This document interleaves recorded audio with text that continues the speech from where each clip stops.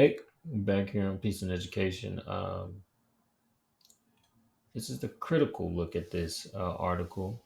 Same article, still talking about Joe Biden, but again, we do like to keep a critical lens on things. Again, shout out to Screencastify, shout out to Weaver. Um, Great tools that help me out with this stuff. Um, yeah, so to start off with, I don't want anybody to think that I don't love military families and think that they also need assistance. I do. I think that they definitely need assistance and I love them as well. But I also think that there are some areas that have been neglected for far longer and have less resources than military families. That's just my opinion. Again, this is nothing more than just my analysis of things. So, uh, yeah. Whoops. I didn't really mean to click on that, but that's just about joining forces. Again, another initiative focused directly on military students. There's a lot of different initiatives, some focused on bilingual, some focused on low income, but there's yet to be one specifically focused on the African American student. Um, just kind of, you know, I don't know. It's kind of troubling. Needs to be a focus there. Um, Transfer, talking about high transfer rates. We see this in our low socioeconomic status neighborhoods, our inner city schools, our, you know, those at risk schools. And kids transfer in and out all the time. So they're suffering from this too. So again, not to say that military families are not also equally suffering because they move states, they move continents. I'm not saying that. But again, let's also take into consideration what's going on right here, with, a very large group of kids in poverty, per se. That's a huge number. 2 million kids in the military. There's about 12 million kids in poverty that also need resources. 1.2 million kids on active duty. So I think it's quite a few kids with parents on the in prison. 2.7 kids with. So I don't see too many programs, especially geared towards them either. So, and again, I could be wrong. So if I am, drop those below so I can check them out. Because I'm definitely interested in seeing what everybody has going on behind this education movement. Again, maybe some things are to come down the pipeline. I just thought that it was interesting that the military families were the first in line to start getting movement already. Again, we're talking about long separation, multiple moves, stress and anxiety. We talk about this thing called CPTSD now here in the inner city schools. Our kids are going back to these traumatic homes and traumatic situations time in and time out. So, also experiencing high levels of stress and anxiety, um, substance abuse right in the home. So it's a lot of things going on just right here that I would like, if we're going to talk about, these areas that need help in education, let's talk about them all and let's get it all on the table and make sure that we're targeting, the areas that, one have been in need for the longest, not, you know, at the end of the day, it's like the whole philosophy, like not take a number, get in line, but it's, hey, let's make sure everybody's getting service, not let's make sure everybody's getting, these, extra resources that are being spread out here. Because again, we keep seeing this focus on military, focus on. I hear you, but let's make sure that again there are some other people hurting and some other people suffering that really need help too. All of these statistics pretty much apply to students I've taught personally and students that we see here in a lot of inner city schools. Man, you see teachers all the time not comfortable with managing behavioral and mental health issues. Um, they're not comfortable advocating for policy on the behalf of, some of these students who have, maybe parents who are incarcerated or living with grandma or living in a group home.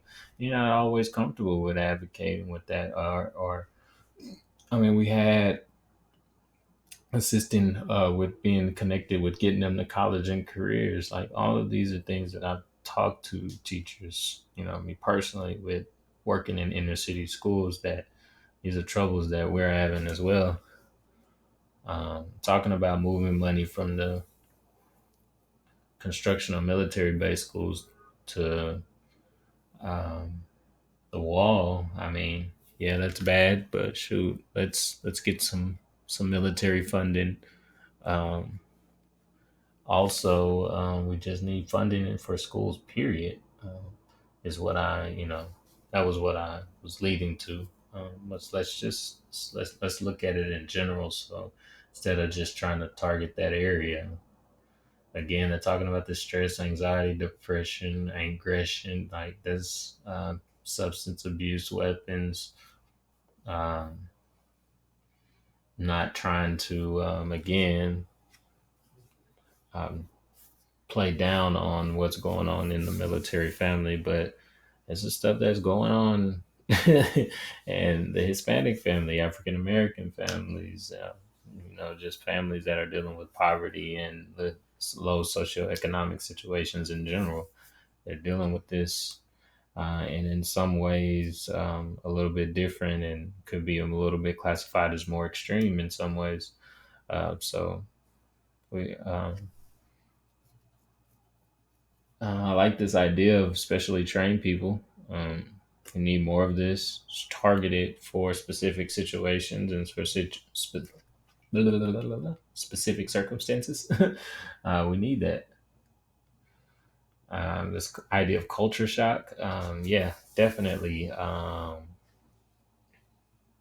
Leaving from one environment that is set in stone one way, living to another one that is completely different, you will go through what they call culture shock. Um, Busing kids out of their neighborhood is a culture shock.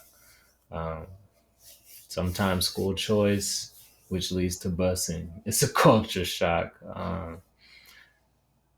Yeah, these vouchers can sometimes lead to some culture shock. So you have to be careful with some of these things. And then just the idea of moving sometimes or having to move because of financial situations can be just a shock in itself. This idea of being culturally responsive, accepting it of as an identity, that's really the goal. That's really where we're aiming towards, because that's where we want to get to, where we're accepting everybody's identity and respecting them where they are. This whole deal talking about the family only together 3 weekends a month. Um, I mean, I get that. That's also some folks' situations who, living with mom who's working two jobs and they don't see them. They're at grandma's house because that's where they have to go. Or, they're at the house with siblings, taking care of siblings, or, living with, at a group home, or because your parents um, have lost that responsibility or that right to have you as at the home. So there's a lot of situations going on that we got to kind of shed light on that are just as important as our military babies. um just yeah, they're just talking about more about teachers being culturally responsive, talking about them starting to track this data. um that's another potential way for a comparison, which can be very problematic because then you see things like, okay, well, why is this group performing and they're dealing with these circumstances, and this group is not performing? Well, you're not putting the right resources in that group, and where it needs to go. A lot of times is when you don't see the results that you want to see. It's clear and evident in the data that a lot of the tactics and things work if implemented correctly. and intentionally and genuinely, but that's not always the case. Um, Talking about testing and retesting, I, I mean, I've taught in the schools, all levels, and K 12, but, the level of testing is, everybody's talking about it. It's crazy. We don't want to deal with it. It's across the board. So, of course, when they're moving districts and moving states, the requirements are different and all that whatnot. But with Common Core influencing a lot of things, it's different, but not different. They're changing words and changing vocabulary and keeping the same tasks. Everybody's learning quadratic equations and plugging in formulas and areas. So, in some ways it's different, but in a lot of ways that it's just the idea of testing, period, I think is giving everybody anxiety, and then they talk about this idea of disparity of resources. I mean, this idea of resources is, in some places we have it, in some places we have it, and we're not using it properly. So that can be a whole discussion in itself. Speaking about them not being able to navigate the local dynamics and understanding the systems, again, this is something I see it all the time. Kids not being able to take advantage of certain situations, i.e., what are we talking? Dual credit programs, early colleges, magnet schools, or apprenticeships, or any kind of trade programs, or anything that can be beneficial to them. And the post secondary, um, some kids don't know how to get a hold of that stuff, and family members don't either because they didn't have access, or it's switched or changed now. It's completely different. School choice magnet and all that stuff wasn't around 10, 15 years ago. Well, it was in some areas, but it wasn't as pushed. These CTE programs weren't as pushed. The schools weren't as divided like it was. It was, you go to your school if you liked it, what they had. If not, you just went the regular track. But now it's like a thing. So I appreciate Linda Jacobson for writing this article, and the 74th million for publishing it and giving us something to talk about. It's a great discussion. I'd love to continue, but I do think that overall we need to remain ideal and remain looking at big picture, big and looking at the whole overall grand scheme of things. Um, I love the initiative, but I still have to question why military first. Um, that's just my take on it.